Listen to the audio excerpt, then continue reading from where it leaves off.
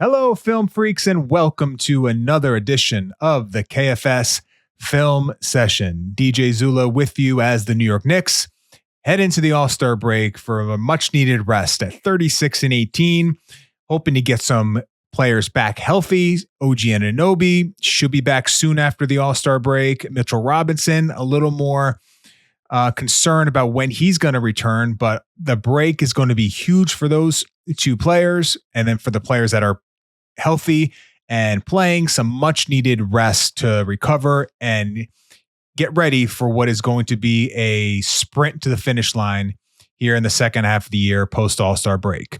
One of the players that won't be getting a ton of rest, of course, is going to be Karl-Anthony Towns. That's because he will be in the All-Star game playing and involved in all the festivities, and deservedly so. I think if you look at where the Knicks are in terms of a lot of the plus minuses and the impact of Karl-Anthony Towns, I think it's very reasonable to call him the most valuable player so far for the Knicks this season. He has opened things up for a lot of the other players on the team. His ability to obviously shoot the ball, space it, and his gravity driving the ball have been huge for this Knicks team. And the driving game is where I want to focus on today, because it was the area coming over from Minnesota to the Knicks, playing in the 5, playing in a better spacing environment, I thought could be a area that he could improve on this season. And he's been excellent driving the basketball. Is it always perfect? Are there times when he turns it over? Are there times when he misses the shot, falls to the ground, and an advantage is created on the other end? Yes. But on the whole, I think his driving ability has opened things up for the Knicks' cutting ability, and you've seen that already, the spacing involved there. And when those cuts maybe aren't there and the driving gaps are available, he has attacked and he's gotten downhill, and he's done a great job finishing at the rim. Right now, of players that have taken 100 drives or more playing the center position, he's third in the league in points per possession behind only Joel Embiid and Anthony Davis. So he's in really good company in terms of his efficiency driving the basketball. And I thought the last 2 games against the Pacers and against the Hawks were good indications, and would be nice for us to focus on to see why he's able to get downhill with such force and finish, and what his shooting and the impact of the shot helps make those drives even more readily available. So without further ado, let's dive right in. We're going to start in the Indiana game. And I just want to point out, and this will be a theme throughout, keep an eye on the ball pressure that the defender of Karl-Anthony Towns is providing. They are going to be right up on him. The shooting is such a weapon that it opens up the drive in a way that is really impressive. And then obviously, if your center is the one guarding Towns, your rim protection on the back line is going to be compromised. And that is a major theme early on in these clips. You'll see it as we move along. So again, Towns handling the ball. This is your delay action. And he's 28 feet away and he's guarded like he's Dame Lillard or Steph Curry. You talk about greatest shooting big man of all time. I know that he doesn't have the versatility of the shooting compared to a guy like Dirk Nowitzki, but in terms of just shooting the basketball from distance, I think Towns is the best shooting big man of all time in that area. And then this is one of the keys of Towns getting involved in these dribble handoffs. A lot of the Chicago zoom action the Knicks run is that if you're a defender and you're trying to be aware of that DHO coming across, even for the defender guarding Towns, that's going to put that indecision in the player's mind. It's going to cause them to many times freeze a little bit. And that's all a guy like Cat needs to get downhill and get a step. So basically, as the DHO is being set, you're going to see Halliburton almost brush screen Bryant here, and he just sort of gets in his way. Now Bryant, because of Halliburton going under this screen here, he's got to circle all the way back around to get back in front. And then also keep an eye on Achua, who I like the positioning here in the dunker spot versus being out at the strong side corner. If he's in the strong side corner, I think Siakam could comfortably load up help here and be a deterrent at the rim. But with Siakam now worried about this drop-off pass to Achua, who is a capable offensive player in this spot, you're going to see how that adds a little bit of indecisiveness to Siakam. So you put all these things together, you have the DHO, you have Halliburton going under the screen, basically screening off his own man, and Towns is able to get downhill. And you can see Siakam, he doesn't commit to the help, even though, again, he's guarding Precious Achua, a player you would imagine he would be more than willing to get in the way and be solid chest to chest on Towns.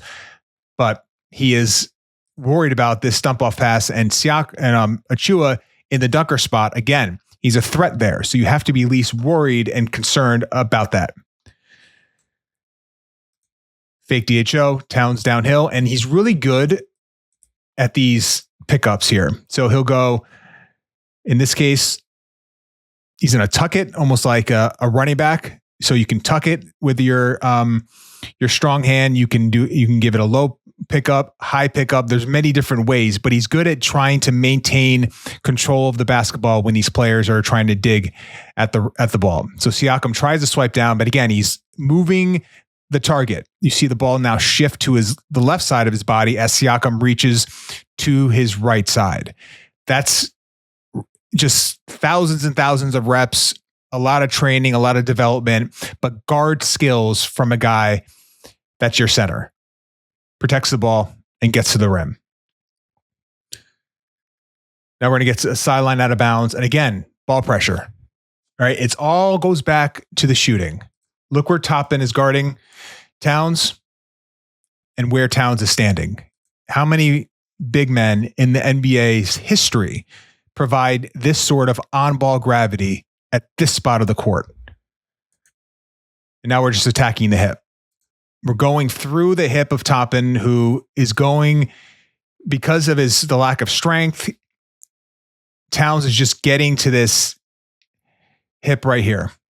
And once Toppin opens up, as he's in the process of doing, he's got no chance to get back into the play. And again, Siakam, you can see him positioned here, loaded up early. But again, Achua at the dunker spot versus out here by the 3-point line. A key adjustment by Tibbs. And Siakam just he's not fully committing here. And again, I would prefer, if I was a Pacers coach, to have Siakam deterring at the basket here. But I understand that the idea that he has to sort of play two. He's basically in a 2-on-1 position here, caused by the win of Towns at the top of the key. So Towns wins this drive. And you're attacking the hip. You're getting downhill. You're driving through the nail. You're tucking with the right hand. So Mathurin, if he's going to swipe down, again, you're protecting the ball. And then you get Toppin with the left hand swiping down, and then Siakam with the right. So he gets basically fouled twice in this play. And a finish. Let's play that through one more time, because it's just a really impressive drive here. Beats Toppin middle. Finishes at the rim. Excellent job. Now this is as this one was developing, I was just waiting for the call of a step out of bounds, because if you watch this play through, again, I have to point it out, ball pressure, right? Bryant is right in his airspace. And in the NBA, most teams have a no middle principle. So you can see his angle here. He's not going to want Towns to get middle here. So he's basically giving up this baseline, but you think he's positioned well enough that a 7-foot Karl-Anthony Towns is not going to be able to straddle the line there and get to the basket. And you can see Cat's eyes right underneath his arm. I mean, he's honed in on this spot right here. And then you have Neesmith and I believe that's Nembhard. So if he can get through the initial defender, then you are in pretty good shape in terms of any low man help responsibilities. If you're Towns, you're not really worried about what the Pacers have loaded up there. All right, so let's play this through. and just to get across the baseline. And it's an incredible drive here. He doesn't step out of bounds going backwards, because you'll see that a lot where the foot goes back first. So you get the step out of bounds along the corner. So he doesn't commit that one. And then these two steps, and then the third staying in bounds somehow. He must have his heel up a little bit on that final step. And then just an epic finish at the rim. It's in terms of athletic ability and skill, that's the most impressive drive of the season by any Knick. And it's not close. The degree of difficulty and where he drove from, Pacers wanted him driving baseline, but again, they provided him with just a sliver of room to actually make that drive and to finish with the ferocity. So impressive. As good a drive as you're going to see. All right. So again, on this pitch back to Towns, we're in ball denying, and now we're a little bit exposed. So now we're driving downhill. I like the McBride placement here. He's McBride, one pass away is probably other than Brunson, is going to be your most effective spacer because of his shooting ability. And he's got decent range on the shot. So Mathurin, again, if you're the dig man, so you're trying to get at the ball to try to jar it loose, but you can't fully commit to it in a sense of like loading up because you have the McBride factor that you're guarding. So as Towns drives, again, we talk about the pickups here. This is all reps. Mathurin's hand's pretty low here. So Towns is going to bring the ball up high. He's avoiding the dig by bringing the ball up on this pickup to get through it. You'll see it here. High pickup. This is guard level awareness. Mathurin can't get at that ball. And if he's going to try to swipe it up high, you're gonna get foul. You're gonna cause a foul. So he's almost removing the dig from the suite of options that the Pacers have. And again, he's the rim protector is guarding him, and Ben Shepherd is going to be your only option here as the weak side low man to help down. And it's just a nice little subtlety by Hart, just to sort of, as Towns makes the drive, he just gets that left hand in there a little bit. I don't think Shepherd would have gotten to the ball, and he definitely wouldn't have affected the shot, but I just like Hart getting in the mix to just add another level of deterrence here to the low man defender. And of course, you love Towns staying on his feet. Right. It's a controlled drive. And we'll go through this, especially in the Atlanta game. That wasn't always the case where he was able to maintain footing. But doing so, you prevent the odd man advantage on the other end. High ball screen. This is a zone look by the Pacers trying to slow the Knicks down. Knicks have a lead here. So on this initial roll to the basket, Knicks do a good job of getting the ball, whether it's Brunson or McBride, whoever the point guard is, getting it to the wing. So on the drive, that's typically when the pass to the roll opens up. So you get the pass here to the wing. Knicks always have a player stationed in that spot. And then Cat will roll to the rim. And then you get the angle to be able to feed Cat on the drive down low. That is something where in a zone look that is even more impactful, because you typically will have this area opened to roll into. This is sometimes called a gator pass. And Knicks will run it with an empty side look, get it to the wing. And then if you have an aggressive coverage, this pass actually works well with like blitzing or any sort of aggressive coverage, because that if the pocket pass is not initially there, you can get it to this slot or wing player here, and then the visual to the role could be opened. So as we play this one through, Cat's going to roll into space. This is Payne's first read here. Bryant does a good job of cutting off the rim attempt, but this is just really good dexterity by Cat to Euro and then a left-hand finish. So we've seen so many different skills that Cat has just in this game, right? The different pickups to avoid help at the nail, that Euro step, offhand finishes, the ability to not step out of bounds on that baseline drive, and then the strength and the athleticism to finish that. Like, there's so many different features to his driving ability that are just so impressive, especially when you consider the size and the strength. There's just so much to deal with. We're going to move on to the Atlanta game here. And Pacers had a better option here because you have Okongwu at the rim. So there's Okongwu getting to that basketball, and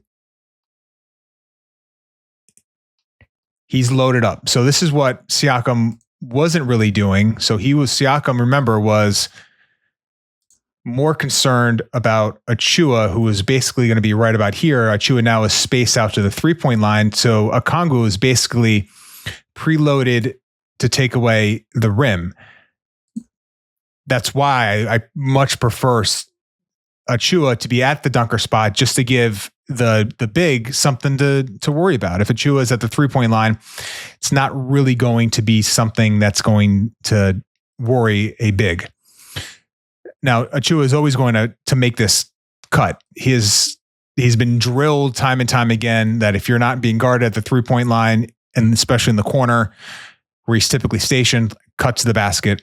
Here, Towns, for all his strengths as a driver, he gets tunnel vision. So very similar to Anthony Davis, where once the drive is made, the shot's going up. And that's where I think there could be a ceiling on the overall team impact of his drives, because his ability to see the entire floor is limited. And this is an area where it hurts, because you get into your 1-2 step. So your momentum is already going down. He's not a 2-foot finisher where he can get to 2 and then still maintain a pivot to get out of the play and reset it. He's going in there on the 1-2, which means we're getting a shot up. And Okongwu, because of where Achua was initially located in the corner, was preloaded. He affects the shot. Hawks go down the other way and they get a finish. So let's see the adjustment here. Now we're catching around the elbow. Achua again is going to be in the corner. Again, not where I would prefer him to be. Now Cat is surveying. And if you can see his eyes here, and this was just key for me here, his eyes are right here. So he's laser focused on Okongwu. He just had his shot blocked. So what is he going to do to adjust?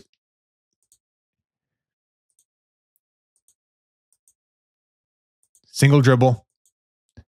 And we're just getting, and this is what Brunson does often, where you get to the paint, but you're taking off before the restricted area. And because his touch is elite, his floater, he doesn't go to it often, but his floater is really impressive for a player his size. It's obviously going to be unblockable. And the touch is so soft that he can get these nice rim finishes. But again, the key of this is that you saw Okongwu at the rim when he drives into the restricted area. And here he's adjusting. He's surveying the court and he's taking a shot just outside the restricted area. And again, tunnel vision, but is what it is. You're not going to really worry about Achua here. And you have Hart in the basically strong side corner there. So in terms of kicking the ball out, he doesn't really have a pass there. But even if you had shooters, his ball's probably going to be a shot attempt by Towns. But I do like the adjustment to pull up before the restricted zone to give himself a better opportunity to get this shot off in a spacing environment that is just not conducive to a lot of drives to the rim because of the heart factor, because of the Achua factor. These are things that he's having to adjust with. That's something where coming over from Minnesota, he's probably in this particular game, like in many ways, like a worse spacing environment, and he's still able to utilize his skill, his touch to get these finishes. Ball pressure. And now you don't have a Kongu in the game. You have Achua in the corner again, but Yang is now going to be your low man help. Love the pump fake here. Get the defender to bite with it. And now you have a left-hand dribble. You basically, because Shamet cuts here, what is that doing? Well, it's just freeing up the gap. So this, I would refer to this as a double gap spacing in a sense where you don't have a defender in the driving gap because of the cut by Shamet. You're opening that space up. Now you could freely get to your left hand, your weaker hand that's going to be more susceptible to any sort of dig in the gap. Now you can get there with a little more comfort. Niang is just not going to be a deterrent. You see Celtics do this a lot. You see it's kind of a thing of many, the Thunder, a lot of these high level offensive teams, they're going to put their weakest or one of their smaller players in the dunker spot, in the dunker spot. So you put the onus on players that aren't normally accustomed to protecting the rim as low man help in those positions here. And Cat just goes through it and finishes.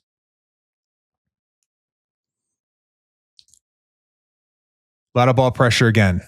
Where's Cat positioned? The shot is not going to be available. So the game, as Tibbs loves to say, the game will tell you what to do. The game is telling him here, drive the basketball. And that's just really good stuff here to spin away. So if you go to you're dribbling towards the Achua side, right? So you're dribbling right into the gap. So their man is preloaded. So there's nothing there. So you spin back, get to your left hand. And then it's just the long strides here and the ability to square his body in the air to finish his basketball. I mean, that's the key here. So it's the dribble back to the middle and then squaring the shoulders in the air, falling to the ground. Doesn't have a great angle here on this finish, but again, basically squaring himself up in the air to finish that basketball. So impressive. Now, Okongwu is on him. Similar situation here where you can get to your left hand. No gap help. Knicks only have one player on the left side, so you get a double gap situation. Look where Okongwu's foot is. Right here. So he's really got his top foot exposed. Trying to keep him out of the middle of the floor so he doesn't want Cat getting to his right hand, getting here.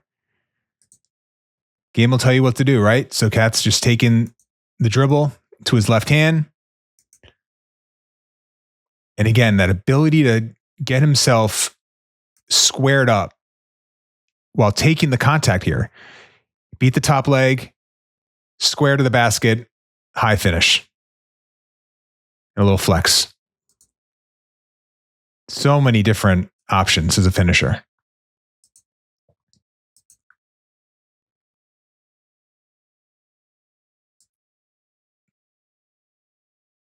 So what is the most of all the Cat threes? The thing that we've seen a lot is this trailing the basketball.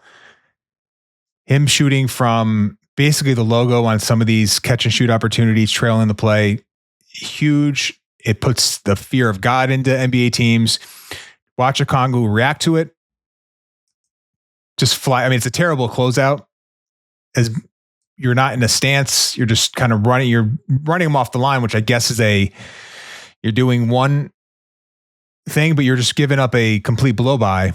and allowing a straight line drive right down the nail is just too easy. But it's the ability to shoot from 30 feet out that just makes defenders do crazy things. And then you get a defender like Dyson Daniels, as strong, as good as any defender in the NBA, but he's going up against a driver that's 7 feet, 250 pounds,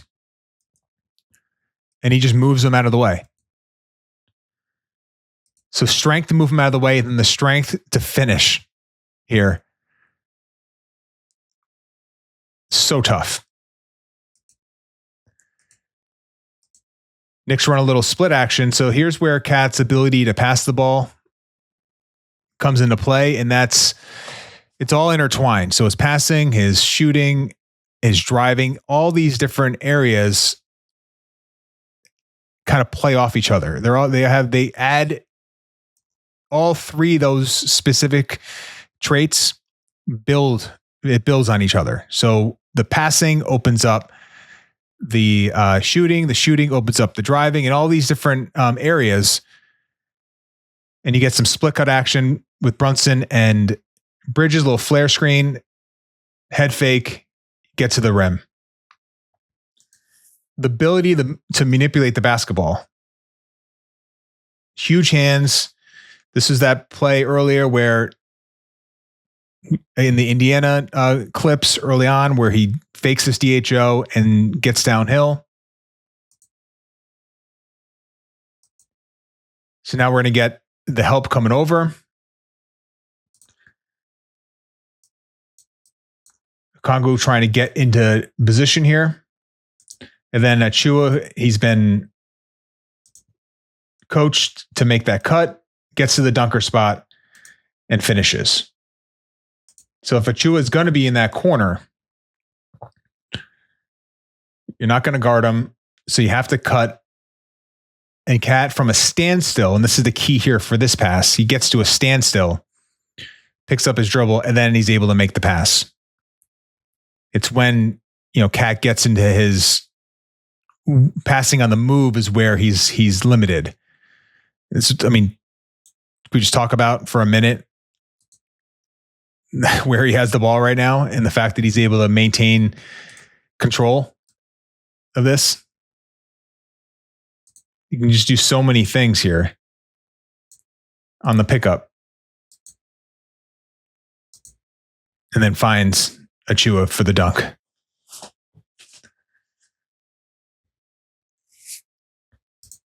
Noticing Hart and Towns are getting a little bit of chemistry with these flare screens. Hart has been seeking them out. This was a screen that Gobert would set often for Towns for threes.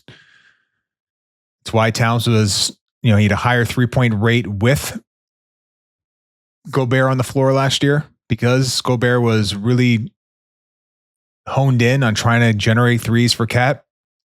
And his screening was obviously a huge component to that.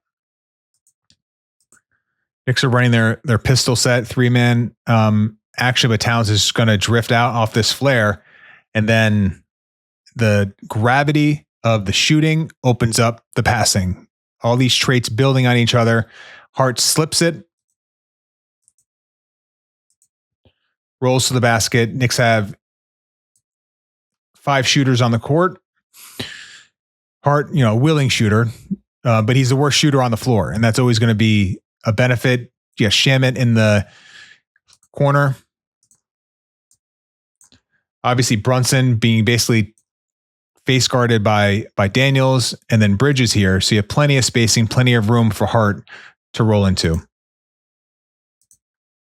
But it starts with the shooting by Cat and his ability to see these passes at 7 feet is where his standstill passing is just huge. And then, of course, you have to worry about the drive. It's all these different things adding up to a elite offensive player. This was another one of those flare screens that we saw, and you could see Hart right before this. He's basically communicating this to Cat. You see Cat look behind. So this is basically something that Hart is reading and trying to sort out in the flow of the action. So you get the free throw, so you have time to do these things. But this is Hart setting that flare again for Towns, but he's reading the space. So he sets the screen. Toppin, again, he's worried about if he's going to have to help out. If Towns comes off here and he actually takes the screen in this direction here, Toppin's going to have to come over and help out. So he's got that to worry about. So if the Pacers are going to switch that or however they're going to defend it, if you get Hart slipping out into space here, it's just impossible to guard, especially one where you're not seeing it often. So, and that again, I didn't have the whole clip, but Josh Hart organized that whole thing.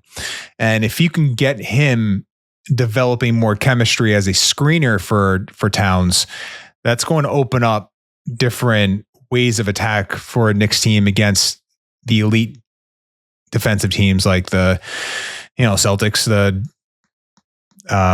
Thunder, like high level defensive teams that can do these have these matchups that take away the Knicks' best two-man game, the Brunson cat pick and roll, and sort of remove it from the playbook. If you can have these areas where you use Josh Hart as the screener, have Brunson space, it opens things up. It's another option to go to. So I am liking that part of it, and to see it twice in a 2-game span, clearly something of an emphasis for the Knicks to try to generate more looks, and something I've been wanting them to sort of dabble in. And I think when you get Mitchell Robinson back, that's one area where I think when you play the two bigs together, that's one area I think that he can sort of take on right away in terms of trying to get Cat some more space to work with. When if you have Mitch playing with Cat, those driving